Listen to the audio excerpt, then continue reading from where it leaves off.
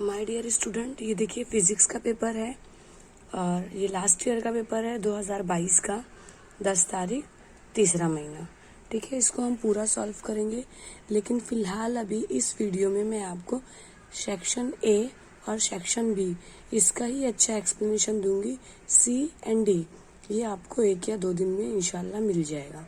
सबसे पहले आपको ये सारी जो इन्फॉर्मेशन दी हुई है, सारे इन्फॉर्मेशन को बहुत ही ध्यान से पढ़ना है और मैं इस वीडियो को बहुत ही ज़्यादा स्लो आराम से समझाऊंगी। अगर आपको ऐसा लगता है स्पीड बहुत ज़्यादा है तो आप क्या कीजिए, उसकी स्पीड जो है बढ़ा दीजिए। ओके, चलिए देखिए सेक्शन 1 जो दिया हुआ है आपको, सेक्शन फर्स्ट जो दिया हुआ है, इसके अंदर आपको क्या है, मल्टीपल चॉइस क्वेश्चन दिए हुए। हर एक के लिए आपको 1 मार्क्स दिया हुआ है, लेकिन आप इस चीज़ को ध्यान देना जो चीज़ मैं बता रही हूँ, वरना आपके मार्क्स कटने के चांसेस ज़्यादा हो सकते हैं। देखिए पूरा पढ़ लीजिए। पूरा पढ़ने के बाद आप देखिए यहाँ पर देखिए पूरी इंस्ट्रक्शन दी हुई है। जब भी पेपर आएगा आप पहले उसको इंस्ट्रक्शन पूरी अच्छे से पढ़ना, उसके बाद अपने पेपर को सॉल्व करने की कोशिश करना। सबसे इम्पोर्टेंट पॉइंट जो है यहाँ पर दिया हुआ है कि हर एक कसीर इंतखाबी सवाल यानी MCQ के लिए आपको अंग्रेजी हुर्फ ताजी मतलब अल्फ़ाबेट जो है के साथ ही लिखने हैं। यानी आपको फॉर एग्जांपल ए लिख रहे हो, ठीक है, अगर आप क्वेश्चन नंबर 1 लिख रहे हो, देखो मैं यहाँ पर आपको बताती हूँ किस तरीके से बता रही हूँ मैं। यहाँ पर देखिए फॉर एग्जांपल ये आपकी आंसर कॉपी है, आपने क्वेश्चन नंबर 1 लिखा, ओके, फिलअप लिखने के लिए सपोज कुछ सेंटेंसेस लिखे हुए हैं यहाँ पर और फिर कुछ वर्ड लिखे हुए, फिर इस तरीके से डैश लिखा हुआ है। तो आप क्या लिखोगे, जैसे अभी मान लो यहाँ पर मैंने आपको आंसर बताया कि हर हरकत का पहला कानून दर्ज झेल बका की है ना से मुताल्लिक है। तो कन्वर्जन जो है कैसे करना है हमको, पूरा क्वेश्चन मैंने लिख लिया, पूरा क्वेश्चन यहाँ पर देखिए, पूरा क्वेश्चन मुझे दिया हुआ है। देने के बाद ताल्लुक है मतलब पूरा इस तरीके से पूरा दे दिया। जैसे क्वेश्चन नंबर 1 दे दिया हमको, फॉर एग्जांपल मैं आपको लिख कर पूरा अच्छे से बता रही हूँ कि हर हरकत का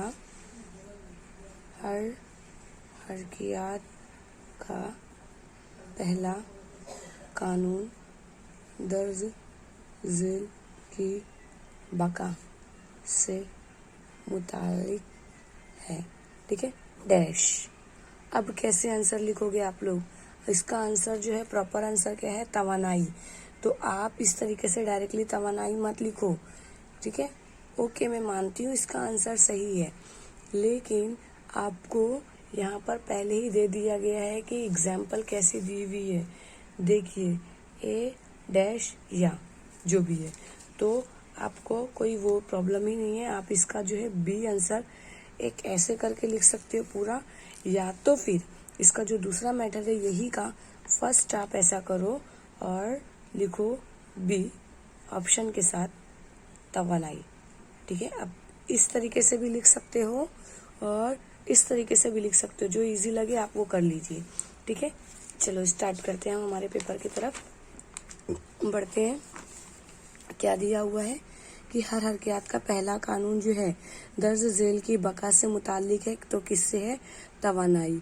मुतबादिल बरकी रॉ जो होता है यानी अल्टरनेटिव करंट जो होते हैं, एक मुकम्मल चक्कर साइकिल के औसत कीमत हमेशा डैश होती है, तो हमेशा क्या होती है, 0 होती है।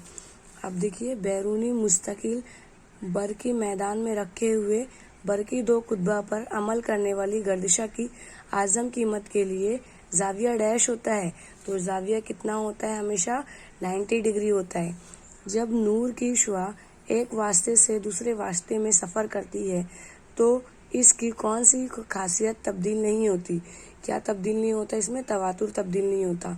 गैस के सालमे के जज़र औसत मुरब्बई रफ्तार रास्त तनासुब में होती है, तो क्या होता है, अंडर टी होता है।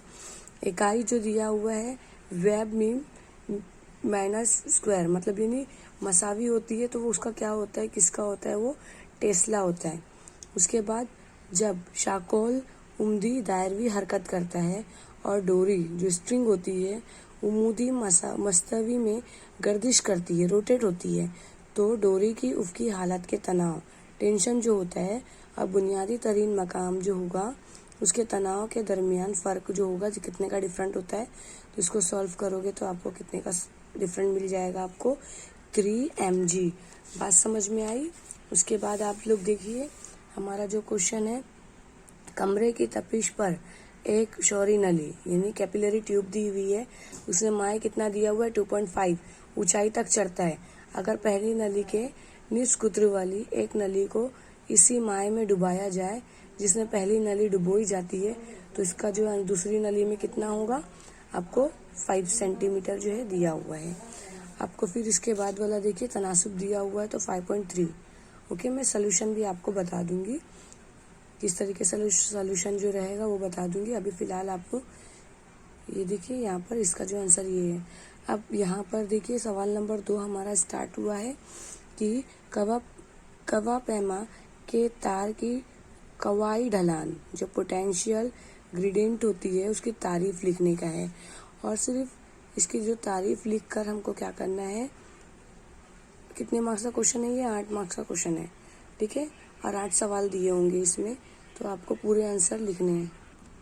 देखिए इसका आंसर क्या है कि तार की लंबाई के लिहाज से कवा में रुकावट के अमल को कवाई ढलान कहते हैं। उसके बाद देखिए सेकंड क्वेश्चन है, माय के बहाव के लिए रेनॉल्ड नंबर की सूरत में फाजिल रफ्तार क्रिटिकल वेलोसिटी का जाब्ता लिखिए। तो आपको देखिए जाब्ता लिखने के लिए आपको यहाँ पर क्रिटिकल वेलोसिटी का जो जाब्ता है दिया हुआ है, VC is equal to RN coefficient upon PD। अब यहाँ पर देखिए आपको पूरा मिल चुका है। VC मतलब फाजिल रफ्तार है, RN क्या है, रेनॉल्ड नंबर है मतलब माय के बहाव के लिए है, और यहाँ पर जो ये M के जैसे सिंबल दिख रहा है वो क्या होता है, कोफिशिएंट्स वेलोसिटी है, और P जो है माय की कसाफत है, और D जो है क्या है, ट्यूब का कुत्र है। तो आपको इतना अगर लिखना है तो लिख सकते हो, नहीं तो सिर्फ ये फार्मूला लिखो और हटा दो। मैंने ये इसलिए लिखा है ताकि आपको अच्छे से समझ में आ जाए। अब उसके बाद आप देख सकते हैं तीसरा सवाल क्या है, ज़ियाई बरकी असर यानी फोटो इलेक्ट्रिक इफेक्ट्स हासिल करने के लिए क्या हमेशा सुर्ख रोशनी का इस्तेमाल करना चाहिए, तो इसका आंसर क्या है, नहीं। ज़ियाई बरकी असर हासिल करने के लिए हमेशा सुर्ख रोशनी का इस्तेमाल नहीं करना चाहिए। उसके बाद वाले क्वेश्चन में देखिए क्या है, exclusive OR into bracket X minus OR gate के लिए बॉयलिन की मसावात यानी जो बॉयलिन एक्सप्रेशंस है वो हमको लिखने हैं। मसावात पूछा है तो आपको बस सिर्फ यही लिखना है, ठीक है। C is equal to into bracket C plus B is equal to vector दिया हुआ है, ठीक है, A vector point B plus A point B vector, इतना लिखकर हटाना है। उसके बाद आपको जावियाई सादा मौसीकी हरकत यानी एंगुलर SHM के लिए तफरीकी मसावात यानी डिफरेंशियल इक्वेशन लिखना है, तो आपको इसकी इक्वेशन लिखना पड़ेगा। देखिए आप यहाँ पर देख सकते हो कि खत्ती SHM की तफरीकी मसावात क्या है, d² x upon dt² plus ओमेगा² x इज इक्वल टू 0।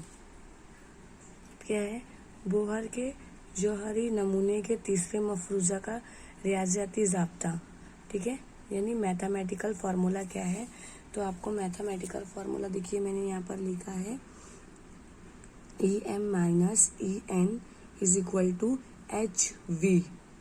अब क्वेश्चन देखिए, क्वेश्चन नंबर 7 पे आते हैं। 2 अमाला लच्छियाँ यानी इंडक्टर कॉइल्स जो है कि अमालियत बिल तरतीब कैसी दी हुई है, 10 mH और 20 mH है, इन्हें मुसलसल जोड़ से जोड़ा जाता है। इन दोनों लच्छियों के इस जोड़ की महासिल अमालियत यानी कि रिजल्टेंस इंडक्टेंस कितनी होगी, हमको देखने का है। रिजल्टेंट इंडक्टेंस कितनी होगी, तो देखिए सीरीज में कैसे दिया हुआ है हमको, XL1 10 mH दिया हुआ है। कितना सेकंड नंबर जो दिया है, XL2 20। अगर यहाँ पर सपोज कुछ और दिया होता तो हम यहाँ पर क्या लिख सकते थे, XL3 इज इक्वल टू जो भी नंबर दिया रहता है, लेकिन फिलहाल अभी हमको यहाँ पर 2 ही सीरीज दी हुई है, तो हमको क्या करना है, XL is equal to XL1 plus XL2। XL1 की वैल्यू 10 दी हुई है, प्लस का सिंबल है, XL2 की वैल्यू 20 दी हुई है, दोनों को प्लस करोगे 30 दे दिया, और इसकी यूनिट लिखने नहीं भूलना mH।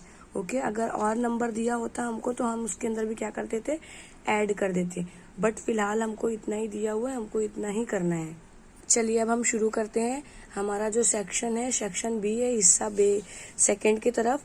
इसके अंदर हमको क्वेश्चन दिए हुए हैं, अब हम इसको सॉल्व करेंगे। क्वेश्चन नंबर 3 दिया हुआ है, गर्दिशी हरकत करते हुए एक मुस्तहकम जिस्म रिजिड बॉडी के जमूद के मियारे असर की तारीफ लिखिए। देखिए सवाल बहुत अच्छे से समझिए क्या दिया हुआ है। जमूद के मियारे असर की तारीफ लिखना है आपको, इसकी SI निज़ाम में इकाई लिखना है और इसका इबाद लिखना है। मतलब 3 क्वेश्चन यहाँ पर दिए हुए, एक क्वेश्चन में ही 3 पॉइंट्स क्लियर करने हैं, तीनों पॉइंट्स हमको क्लियर करके हटाने। ये डाइजेस्ट है हमारी, डाइजेस्ट के अंदर पेज नंबर 24 पे हमको बीच में से क्वेश्चन पूछा है। ये क्वेश्चन क्या पूछा है, पहले हमको इसका आंसर लिखना है। आप अच्छी तरीके से देख सकते हो, किसी जिस्म के जुमूद का मियार असर इस जिस्म के तमाम ज़रातों की कमियतों और गर्दिशी महवर से इन तमाम कमियतों के फासले के मुरब्बे के हासिल ज़रब के मजमूए के मसावी होता है और इसको I से जाहिर करते हैं। ठीक है, आपको फार्मूला मिल गया। फार्मूला मिलने के बाद उसने क्या पूछा है कि इस SI निज़ाम में क्या है, तो SI निज़ाम में उसकी यूनिट जो है kg minus metre square.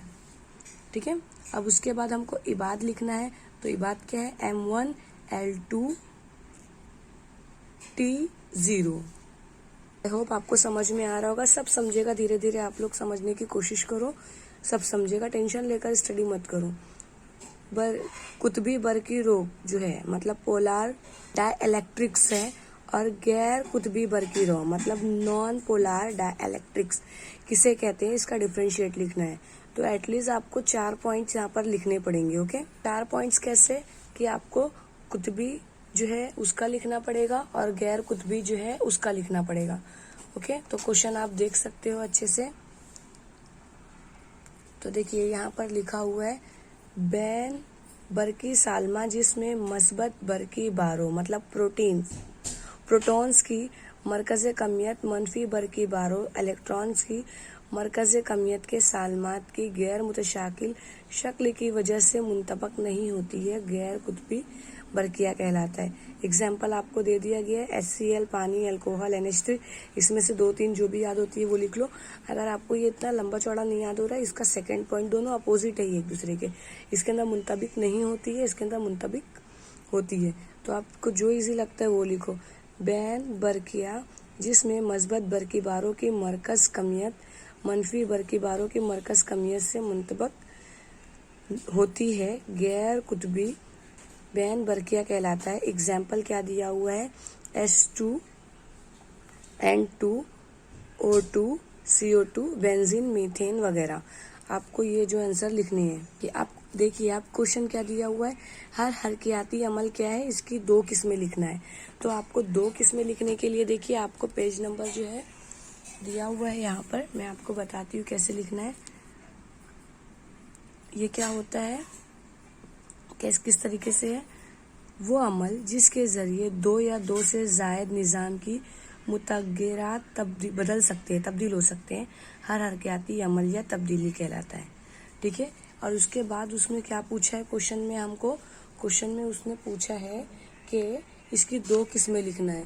Question में 2 किस्में बोला है, तो पहला कौन सा है, हम तपिशी अमल, और दूसरा कौन सा है, हम दबाव अमल। सिर्फ आपको ये सिर्फ किस्में लिखकर छोड़ना है, आगे का प्रोसेस मत लिखिए।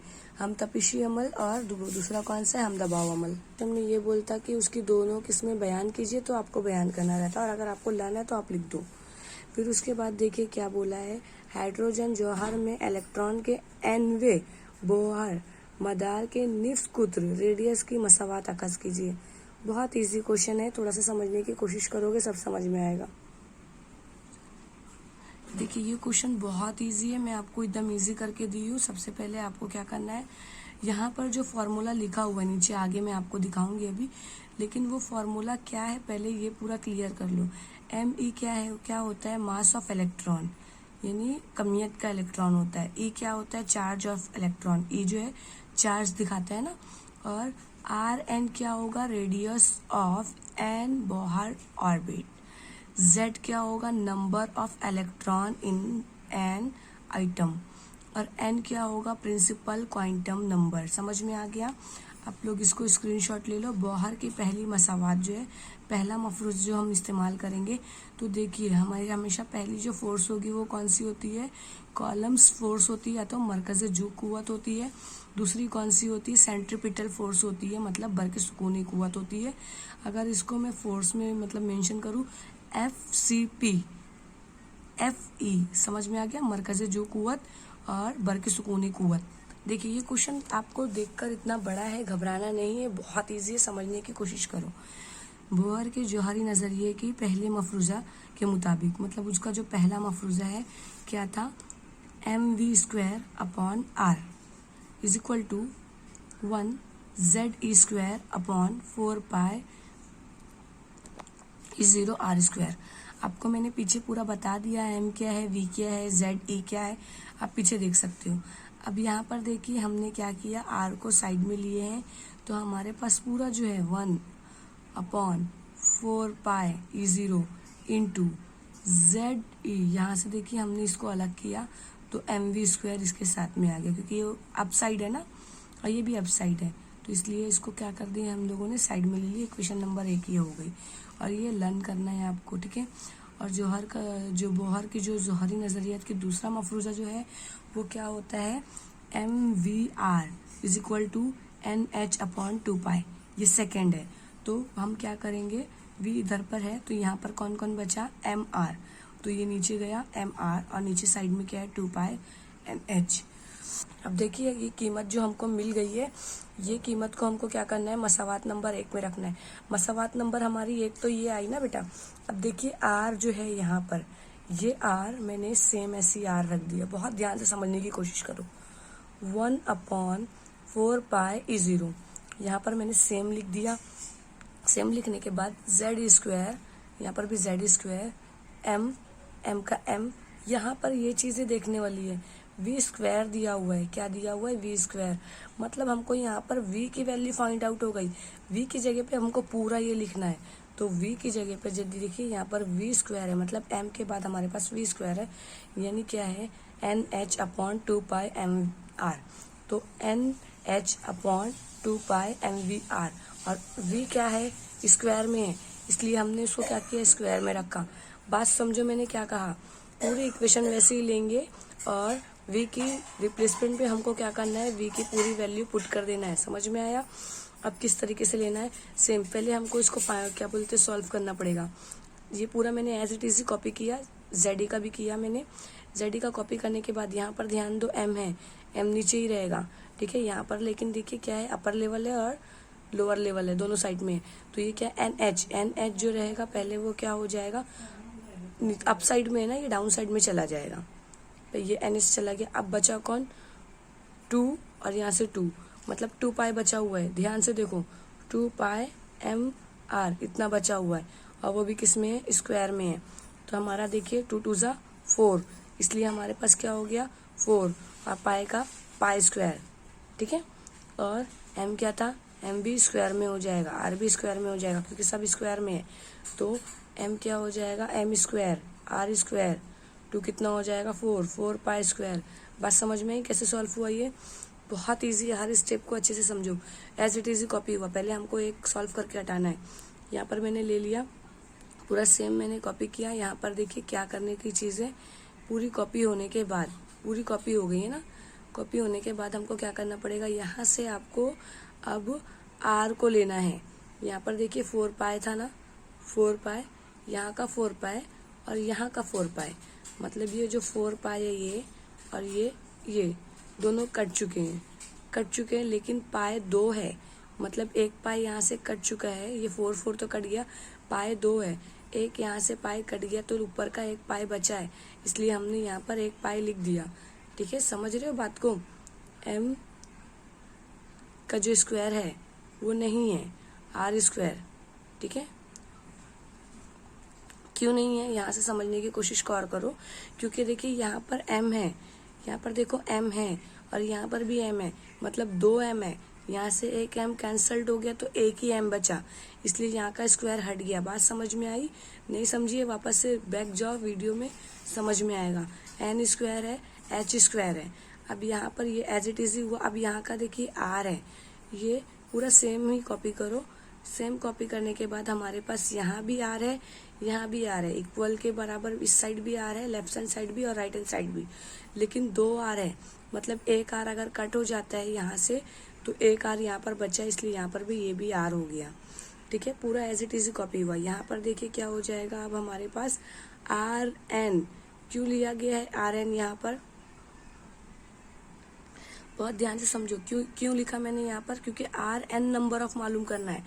और यहाँ से जो 1 हटा है तो देखिए ये अप साइड में गया, जब ये अप साइड में गया है तो जो इसके साथ में जो पेयरिंग है कौन सी है, पाई है, एम है, आर तो यहाँ पर ही चला गया है, मतलब कौन कौन बचा है, Z E square pi M, तो पाई भी आ गया, पाई पाई एम एम, जेड जो है हमारे पास ये जेड जेड, ई स्क्वायर, ठीक है, दोनों हो गया। अब इन लोग में कौन बचा, हमारे पास इन लोग में कौन बचा है, 2 ही चीज बची है, क्या है, N square H square, H square N square, ये पूरा फार्मूला आ गया हमारे पास।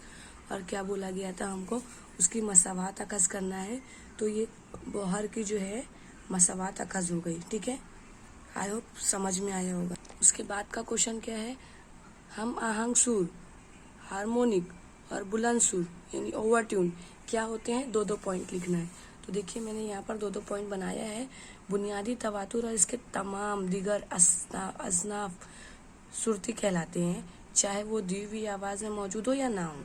एग्जाम्पल देखिए, एग्जाम्पल देखोगे तो ज़्यादा अच्छा समझेगा।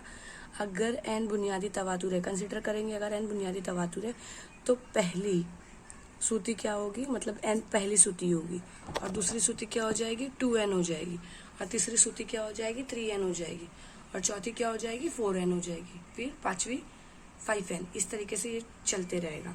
फिर ओवर ट्यून में क्या हो जाएगा, बुलंद सुर के अंदर बुनियादी तवातुर के वो कामिल असनाफ जो दी हुई आवाज़ में हकीकतें मौजूद रहते हैं, हम आहंग कहलाते हैं। ये क्या हो जाएगा, बुनियादी तवातुर मान लो कि अगले से ज़्यादा है तो पहला, फिर वो दूसरा जो रहेगा उससे और ज़्यादा और अगले से ज़्यादा, तीसरा उससे और अगले से ज़्यादा, ऐसा रहेगा, ठीक है।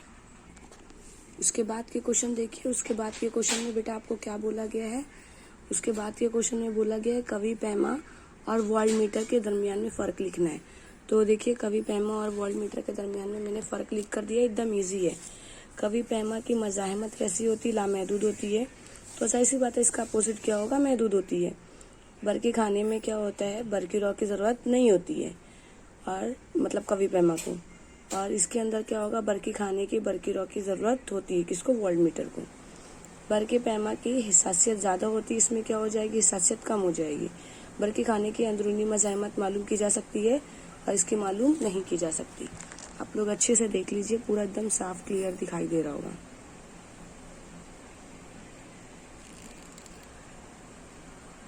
ओके, नेक्स्ट क्वेश्चन लेते हैं हम। नेक्स्ट क्वेश्चन हमारे पास क्या है, क्या दिया हुआ है, मेकान, क्वेश्चन नंबर 9 है, मेकान की तवानाई और हरारती तवानाई से क्या मुराद है। तो हमको ये दोनों को तवानाई के बारे में बताना है। देखिए 2 क्वेश्चन है, मेकान की तवानाई अलग है और हरारती तवानाई अलग है, दोनों के बारे में लिखना है। देखिए मेकान की तवानाई जो दिया हुआ है, जो मतलब मेकान की तवाज़ुन के बारे में जो दिया हुआ है, तो आपको वो से देखिए, ये मेकान की तवानाई के बारे में लिखना है, और उसके बाद दूसरा क्वेश्चन क्या पूछा है, हरारती तवानाई के बारे में लिखना है। तो दोनों दिया है, अगर निज़ाम पर कोई गैर मुतवाज़न कुव्वत अमल नहीं करती है तो निज़ाम मेकान की तवाज़ुन कहलाता है, और अगर निज़ाम की तपिश यकसा रहती है तो निज़ाम क्या कहलाता है, हरारती तवाज़ुन कहलाता है, ठीक है। सब समझ में आएगा, बस आप लोग एकदम आराम से इसको देखो, समझने की कोशिश करो, ठीक है। 10वां क्वेश्चन क्या दिया हुआ है, एक जौहर में एक इलेक्ट्रॉन 3 × 10⁶ मीटर पर सेकेंड रफ्तार से मरकज़े की एतराफ 5.3 इंटू 10⁻11 m निफ्स कुतरे वाले दायरवी मदार में गर्दिश करता है। इलेक्ट्रॉन का जावियाई मियार हरकत मालूम कीजिए। तो जावियाई मियार हरकत हमको अगर मालूम करना है तो हमको क्या करना पड़ेगा, आपको पता है आर हमको दिया हुआ है। कहाँ से लिया मैंने, क्वेश्चन में से लिया। देखो मैं क्वेश्चन पेपर सामने रख रही हूँ, आपको डिफ्रेंशिएट करते चलती हूँ ताकि आपको प्रॉब्लम ना हो कि मैम यहाँ से कहाँ से लिया हमने। आर जो है 5.3, ये देखिए यहाँ पर दिया हुआ है 5.3। उसके बाद वी जो है 3 इंटू 10⁻6 मिला आपको, ठीक है। अब एम की वैल्यू के लिए आपको नहीं दिया है, इसलिए मैंने पहले स्टार्टिंग में बोला था कि आप लोग को क्वेश्चन पेपर क्या करना है, बहुत ही अच्छे तरीके से पढ़ना है। देखिए जितनी कॉन्स्टेंट्स वैल्यू होती है सारी यहाँ पर दी हुई होती है। तो यहाँ पर हमको दे दिया ना उसने, क्या है 9.1 इंटू 10⁻31 kg, ठीक है। तो आपको यहाँ पर इसका जो है डालना है। अब आपको क्या मालूम करना है, जावियाई रफ्तार मालूम करना है। जावियाई रफ्तार मालूम करने के लिए आपको क्या करना पड़ेगा, फॉर्मूला लगाना पड़ेगा। फॉर्मूला लगाने के लिए फॉर्मूला क्या है, आपको लर्न होना चाहिए MVR। तो MVR, एम की वैल्यू आपके पास है, आपने एम की वैल्यू पुट कर दी। देखो you can see easily here, आपने कर दिया। उसके बाद क्या है, वी की वैल्यू है। वी की वैल्यू क्या है बोलिए, 3 इंटू 10⁻6। एक सेकेंड ना, लेट मी चेक माइनस है या नहीं है। नो माइनस नहीं है, that's why we will not write here minus. Okay, only 6 into, फिर लास्ट क्या है 5.3 इंटू 10⁻11, ठीक है। बहुत ध्यान से देखना। अब उसके बाद पहले आप लोग तो ये समझ लो कि पहले 36 कैसे हो गया। हाँ देख लीजिए आप लोग कि यहाँ पर देखिए क्या था, 31 था और 11 था, दोनों को प्लस करोगे आप तो कितना आंसर आएगा 42 में से माइनस करोगे 6 तो कितना हो जाएगा 36। मतलब ये 10 का पता चल गया कैसे आ गया वैल्यू के हिसाब से।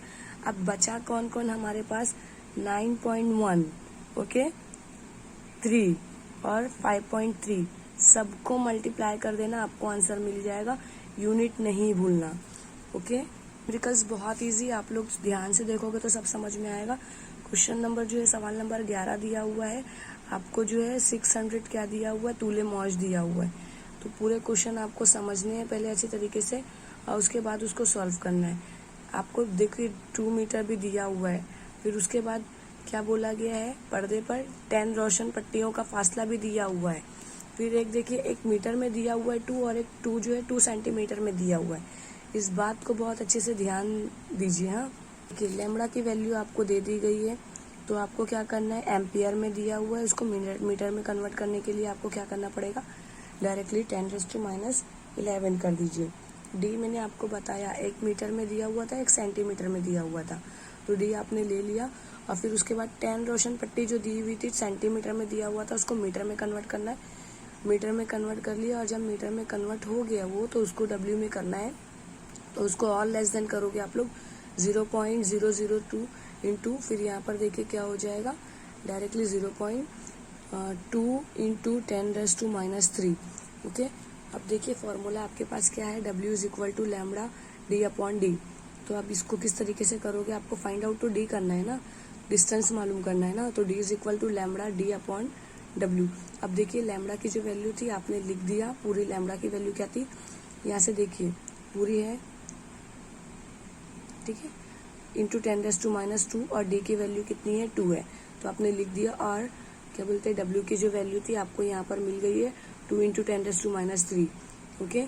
तो आपको पहले ही से अच्छे से मालूम हो गया कि देखिए ये 3 और जो सिफर है 3 से कितना हो जाता है 6 हो जाता है, 6 हो गया। 6 में से जो मतलब 10 में से 6 माइनस करते हैं आपको तो आंसर 4 मिलता है, ये आपको मिल गया।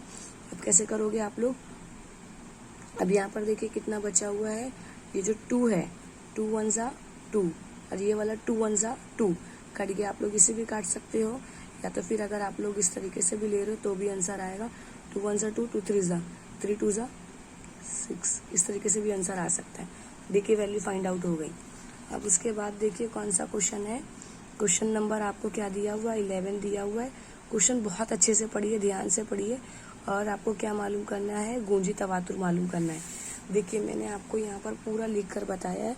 इतने बड़े बड़े जो है सोल्यूशन देखकर परेशान मत होइए, बहुत इजी है, 2 से 3 बार देखिए समझ में आ जाएगा। सबसे पहले आपको आर मालूम करना है। डिफाइन करो आप लोग पहले कि आर 2 आर है। एक तो कुतरे जो कतरे है, कतरे का नीड्स कुतरे मतलब पानी का जो कतरा है उसके अकॉर्डिंगली दिया हुआ है, तो उसको में दिया, उसको क्या बोलते हैं मिलीमीटर में दिया, उसको मीटर में कन्वर्ट करने के लिए हमको क्या करना पड़ेगा, 0 पॉइंट को 3 × 10⁻⁻⁻ करना पड़ेगा। उसके बाद उसका जो आर है हजम दिया हुआ है, हजम के लिए हमको किसका कौन से नंबर्स का यूज करना पड़ता है, 3। तो 4πr³ = 8 ड्रॉपलेट्स दिया हुआ है ना, मतलब 8 पानी के कटरे दिए हुए हैं। तो 8 पानी के जो मतलब वो दिए हुए क्वेश्चन के अंदर दिया हुआ है 8 ड्रॉपलेट्स दिए हुए हैं, तो इसकी वजह से हमको क्या करना है, 2 टाइम्स लिखना है हमको। ओके, क्योंकि देखिए क्यों 2 बार लिखने बोल रही हूँ मैं, क्योंकि यहाँ पर देखिए एक आर जो है कैपिटल वाला रहेगा और सेकेंड आर क्या हो जाएगा, स्मॉल वाला। और यहाँ पर क्या है, वॉल्यूम इज कॉन्स्टेंट। ओके, अब देखिए ध्यान दीजिए, यहाँ पर अगर ये कट होता है और ये कट हो जाता है, ओके, यहाँ पर पाए भी है सेम, यहाँ पर पाए भी है सेम, यहाँ क्या बचा, r³ बचा = 8, और ये तो कट हो चुका, पाए भी कट हो चुका, ये बचा। अब इसको जब मैं निकालती हूँ क्यूब के शक्ल में, तो 2 × 2 = 4, 4 × 2 = 8। तो अब मेरे को कॉमन फैक्टर तो 2 ही मिला है ना, तो मैंने क्या लिख दिया, 2, और यहाँ से जो क्यूब था हट गया r2r, कैपिटल आर और स्मॉल आर को ध्यान में रखिए। अब आर देखिए मुझे कितना मिला है, आर मुझे तो पहले ही यहाँ बता दिया गया ना, 2 × 10⁻⁻3, तो मैंने लिख दिया 2 × 2 = 4, 0.4 जो है ये मेरे को कौन सा आर पता चल गया। मतलब हमें जो है बेटा एक यहाँ पर स्मॉल आर तो हमको मालूम था, बट कैपिटल आर हमको मालूम नहीं था, इसलिए हमने ये फॉर्मूला लगाए। अभी हमको स्मॉल आर भी पता चल चुका है, कैपिटल आर भी पता चल चुका है, तो हमको क्या करना पड़ेगा, फॉर्मूला लगाना पड़ेगा। और पानी के 8 कतरे की बात हो रही है, सवाल में दिया हुआ है, आप देख लीजिए 8 कतरे की बात हो रही है, इसलिए हमको यहाँ पर 8 लगाना पड़ रहा है। ठीक है, क्या है, 4πr² - 4πr²। ध्यान दीजिए यहाँ पर दोनों आर की बात हो रही है। तो अब यहाँ पर देखिए कॉमन क्या है, 4π यहाँ भी कॉमन है, यहाँ भी कॉमन है। अब ये कट नहीं पाएगा क्योंकि इक्वल के बराबर नहीं है, 4π इधर गया तो 8 यहाँ पर है और यहाँ का ये बचा, फिर -r²। बात समझ रहे हो, ये 4π जो ये कॉमन है, ये कॉमन है, दोनों कॉमन है, इसलिए मैंने बाहर निकाल दिया इसको। यहाँ से बचा कौन, r, और यहाँ से सिर्फ क्या बचा, r²। यहाँ से तो r अंडर रूट में डालो। अब देखिए 4 की जो वैल्यू है, आपने 4 को 4 ही रखा, पाई की वैल्यू आपने पुट कर दिया, 8 जो है 8 को आपने 8 ही डाला। ये स्मॉल आर की बात हो रही है, स्मॉल आर मैंने आपको पहले ही बता दिया क्या था, 0.2 × 10⁻³ ध्यान दीजिए, देखिए मैंने आपको बताया। ठीक है, पूरी वैल्यू कितनी मरतबा बोला गया है, 2 टाइम्स बोला गया, that's why I wrote here 2 times, 1 times 2 time. उसके बाद माइनस का सिंबल है, देखिए आपको माइनस का सिंबल लगाना है, आर है, कैपिटल आर है, कैपिटल आर की वैल्यू हमको मिल चुकी थी, क्या मिली थी कैपिटल आर की वैल्यू, 0.4 × 10⁻³ और ये भी पूरा 10⁻³, मतलब ये भी 2 मरतबा हो गया और ये भी 2 मरतबा हो गया। अब हमको क्या करना है, इसको डायरेक्टली तुम क्या करो, मल्टीप्लाई कर दो, मल्टीप्लाई करने के बाद आपको तो ये आंसर मिल जाएंगे इजीली। ये आंसर आपको मिल गया ना पूरा 12.56 ये आंसर मिल गया। लेकिन आपको देखिए 8 को जो है 0.04 से मल्टीप्लाई करना है, उसके बाद जो भी आंसर आता है आपको क्या करना है, उससे माइनस करना है। और ये जो आप अगर सोच रहे होंगे ये 6 कहाँ से आया, तो देखिए 10⁻10⁻² जो माइनस की ये है, यानी ये 3 ये वाला है और जो ये 3 ये वाला है, कॉमन फैक्टर में एक मरतबा निकला और इसको 6 ले लिया हमने, ये साइड में हो गया। अब उसके बाद ये जो आंसर हमारे पास आए हैं, बात समझो, यहाँ पर पहली, यहाँ पर देखिए आपको मैं बताती हूँ, यहाँ पर सॉल्व करके बताती हूँ क्या है, 4 × 3.14 × ठीक है। अब मैंने आपको बता दिया ना कि 8 और ये इसको करने पर क्या आएगा हमारे पास आंसर, 0.32 फिर -0.16। ओके, जब आप इसको मल्टीप्लिकेशन करते हो तो आंसर आपको मिलेगा 12.56, फिर * का सिंबल है, इन लोग को क्या करो, माइनस करो, माइनस करने पर क्या आंसर आ रहा है, 0.16। अब दोनों को मल्टीप्लिकेशन कर दोगे तो आपको प्रॉपर आंसर ये मिल जाएगा। आई होप आपको समझ में आ रहा होगा। उसके बाद देखिए आपको क्वेश्चन नंबर 13 दिया हुआ है। 13 में भी आपको पूरे इक्वेशन अच्छे से देखना है। क्वेश्चन आप लोग पढ़ लीजिए हाँ, वरना वीडियो बहुत ज़्यादा लंबी हो जाएगी। आपको मालूम क्या करना है, गुंजी तवातुर मालूम करना है, मतलब रेजोनेंस फ्रीक्वेंसी मालूम करना है। तो आपको पहले मैं एक चीज़ ये बता दूं कि इंडक्टर है और आपको मकसफा मालूम करना है, कैपेसिटर भी दिया हुआ है, रजिस्टर्स दिए हुए हैं। तो देखिए मैंने यहाँ पर लिख दिया है, ठीक है। आपको वैल्यू वहाँ से फाइंड आउट कर लेना है। फॉर्मूला लिखना है 2π√LC, ठीक है। तो आपको L दिया हुआ है, देखिए आपको 2π की वैल्यू ऐसे ही लिखना है जैसा मैंने पहले बताया था। आपको L की वैल्यू क्या आ गई है 0.1 है, और C की वैल्यू क्या आ गई है 25 है, इंटू 10⁻⁻⁶। बहुत ध्यान देना, देखिए यहाँ पर ये क्वेश्चन में बच्चे गलती करते हैं। आपको 2π है, 2 इंटू पाई की वैल्यू पुट आउट कर दो, लेकिन यहाँ पर समझने वाली बात है, देखिए किसमें है, स्क्वायर में है, ये रूट में है, स्क्वायर में नहीं सॉरी रूट में है। तो जब ये रूट के अंदर दिया हुआ है आपको, तो आपको एक चीज ध्यान देना है कि आपको 25 है, ठीक है।